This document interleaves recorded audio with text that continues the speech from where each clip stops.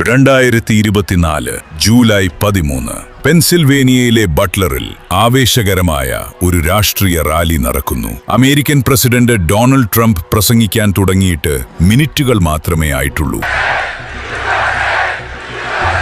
This is a big crowd. This is a big, beautiful crowd.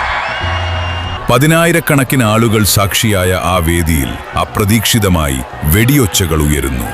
Want to really see something that said, take a look what happened.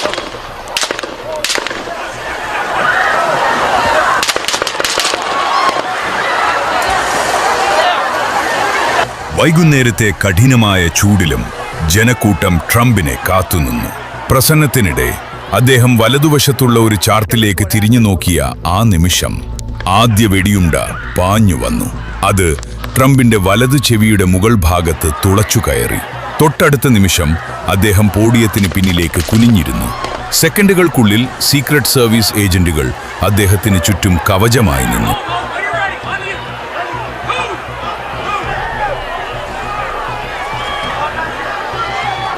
സ്റ്റേജിൽ നിന്ന് ഏകദേശം 400 അടി 120 metre അകലെയുള്ള ഒരു കെട്ടിടത്തിന്റെ മുകളിൽ നിന്നാണ് വെടിയുണ്ടകൾ വന്നത്.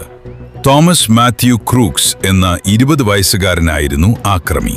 അച്ഛന്റെ പേരിൽ നിയമപരമായി വാങ്ങിയ ഒരു AR-15 സെമി ഓട്ടോമാറ്റിക് റൈഫിൾ ഉപയോഗിച്ചാണ് അവൻ വെടിയുതിർത്തത്. ആകെ 8 തവണയാണ് അവൻ വെടിവെച്ചത്.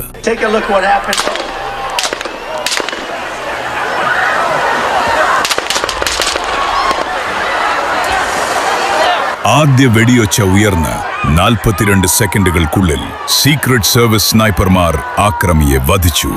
ഷൂട്ടർ ഇസ് ഡൗൺ എന്ന സന്ദേശം വന്നതോടെ ഏജന്റുകൾ ട്രംപിനെ എഴുന്നേൽപ്പിച്ചു.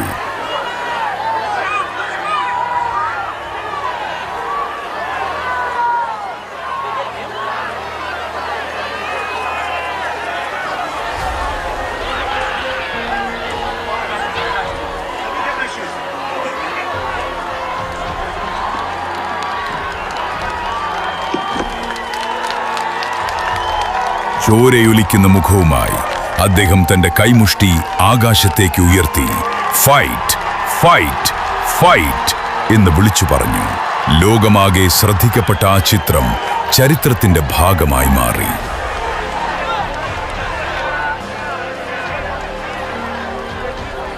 ഈ ആക്രമണത്തിൽ ഒരു കാണിയും കൊല്ലപ്പെട്ടു. കോറി കോംപറേറ്റർ എന്ന 50 വയസ്സുകാരനാണ് തന്റെ കുടുംബത്തെ രക്ഷിക്കാൻ ശ്രമിക്കുന്നതിനിടെ വെടിയേറ്റ് മരിച്ചത്. മറ്റ് 2 പേർക്ക് ഗുരുതരമായി പരിക്കേറ്റു. ഇത്രയധികം സുരക്ഷയുണ്ടായിട്ടും എങ്ങനെ ഒരു ആക്രമിക്ക് അത്രയും അടുത്തെത്താൻ കഴിഞ്ഞു എന്നത് ഇപ്പോഴും വലിയൊരു ചോദ്യചിഹ്നമായി അവശേഷിക്കുന്നു. ആക്രമണത്തിന് പിന്നാലെ ലോകം മുഴുവൻ തെരഞ്ഞത് ഒന്നായിരുന്നു. എന്തിനായിരുന്നു ഈ ക്രൂരകൃത്യം? തോമസ് മാത്യു ക്രൂക്സ് എന്ന ആക്രമിക്ക് ഏതെങ്കിലും രാഷ്ട്രീയ പാർട്ടിയോടോ സംഘടനയോടോ ബന്ധമുണ്ടായിരുന്നു?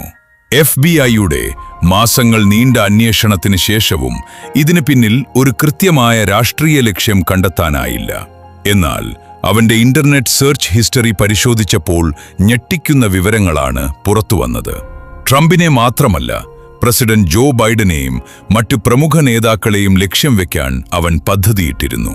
ഒരു വലിയ ആക്രമണം നടത്തി ലോകശ്രദ്ധ നേടുക എന്നതായിരുന്നു അവന്റെ പ്രധാന ലക്ഷ്യമെന്ന് അന്വേഷണ ഏജൻസികൾ നിരീക്ഷിച്ചു.